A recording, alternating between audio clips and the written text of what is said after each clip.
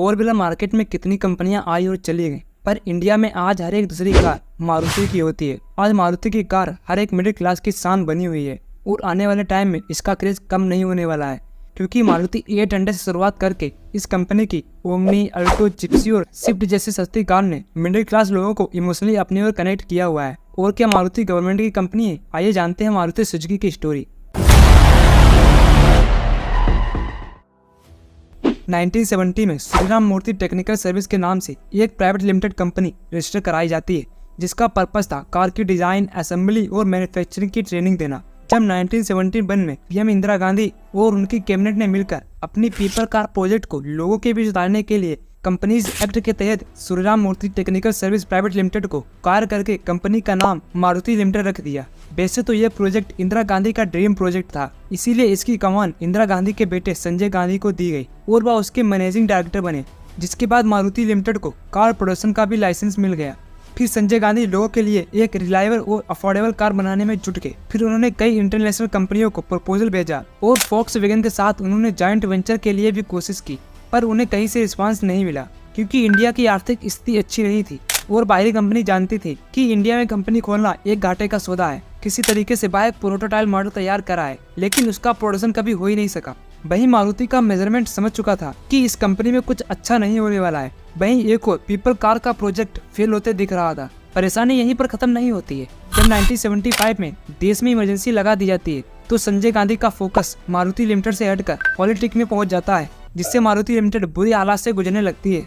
1977 में इमरजेंसी के बाद मोरारजी देसाई जनता दल की सरकार बनती है, तो इस कंपनी को पूरी तरह से बंद कर दिया जाता है। जब 1980 में एक बार फिर से इंदिरा गांधी की सरकार बनती है और उसी साल उनके बेटे संजय गांधी की प्लेन क्रैश में डेथ हो जाती है, जिससे उनको बहुत बड़ा सदमा लगता है और उन्होंने अपने बेटे के ड्रीम कार प्रोजेक्ट को पूरा करने का परमिशन दे दिया था। पब्लिक सेक्टर यूनिट के फादर कहे जाने वाले डॉक्टर बी कृष्णमूर्ति के एफर्ट से मारुति लिमिटेड को एक नया नाम दिया जाता है, मारुति उद्योग लिमिटेड। फिर 1982 में जापान की कंपनी सुजुकी के साथ जॉइंट वेंचर होकर एक एग्रीमेंट साइन किया जाता है, जिसमें उन्हें शुरुआती 2 साल तक मारुति को 40,000 कार जापान से इंपोर्ट करनी होंगी।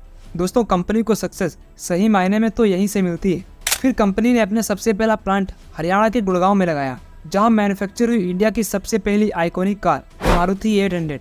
फिर 19 दिसंबर 1983 में इस कार को लॉन्च किया गया। इस कार के लॉन्च होने पर इंदिरा गांधी बहुत खुश थी। इस कार के पहले कस्टमर बने थे हरपाल सिंह, जिन्हें इंदिरा गांधी ने अपने हाथों से कार की चाबी दी थी। दोस्तों, आज इस कार का प्रोडक्शन भले ही बंद हो गया हो, पर इस कार को इतना पसंद किया गया कि 1983 से लेकर 2040 तक इसकी 28 लाख से ज्यादा कार बेची जा चुकी है। इसके बाद 1984 में ओमनी, 1985 में जिप्सी को भी लॉन्च किया गया। इन तीनों कार ने इंडिया के काफी बड़ी मार्केट को कैप्चर कर लिया था। कंपनी में प्रॉफिट होता देख सुजुकी मोटर्स ने 1987 में कंपनी में अपने शेयर्स को 26% से बढ़ाकर 40% कर दिया। अब कंपनी के पास काफी अच्छी इन्वेस्टमेंट आ गई थी, जिससे कार प्रोडक्शन को कई गुना बढ़ा दिया गया। फिर 1991 में लिबरलाइजेशन के बाद इंडियन मार्केट को बाहरी कंपनी के लिए ओपन कर दिया गया था। इसी को देखते हुए सुजुकी ने अपने शेयर्स को बढ़ाकर 40% से 50% कर दिया। अब तो कंपनी की 50% की हिस्सेदारी हो गई थी। फिर कंपनी का नाम मारुति उद्योग लिमिटेड से बदलकर मारुति सुजुकी कर दिया। इसके बाद मारुति सुजुकी ने नए से नए मॉडल लॉन्च किए। 1999 की वैगनआर और 24 ईयर बाद भी सबसे ज्यादा बिकने वाली कार में से एक है। 2004 में मारुति अल्टो लॉन्च की गई, जिसने मारुति 800 के रिकॉर्ड को ब्रेक कर दिया। इसके बाद 2005 में स्विफ्ट, 2008 में स्विफ्ट डिजायर, 2010 में अल्टो केटन और ईको के साथ 2012 तक 10 मिलियन कार सेल करने का रिकॉर्ड बना दिया। दोस्तों, सुजुकी लगातार अपने शेयर्स मारुति सुजुकी में बढ़ाती गई। आज सुजुकी की हिस्सेदारी बढ़कर 56% से ज्यादा की हो गई है। आज मारुति सुजुकी का पूरा कंट्रोल जापानी कंपनी के हाथ में है। तो क्या गवर्नमेंट की इस कंपनी में कोई हिस्सेदारी नहीं है? दोस्तों, 2003 के बाद से गवर्नमेंट ने अपने ज्यादा शेयर्स सुजुकी को ही सेल कर दिए थे और 2007 तक पूरी तरह से मारुति सुजुकी से एग्जिट हो गई। इसीलिए सुजुकी के 56% शेयर के अलावा ज्यादातर बचे हुए shares mutual fund, financial institution और FIIs के पास हैं। आज मारुति सुजुकी के पास 3 मैन्युफैक्चरिंग प्लांट इंडिया में है और total production capacity 2,25 lakh cars per year है।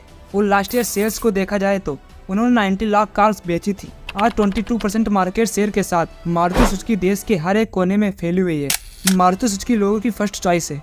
वीडियो अच्छी लगी हो तो वीडियो को लाइक, शेयर और सब्सक्राइब कर देना। मिलते हैं नेक्स्ट इंटरेस्टिंग वीडियो में।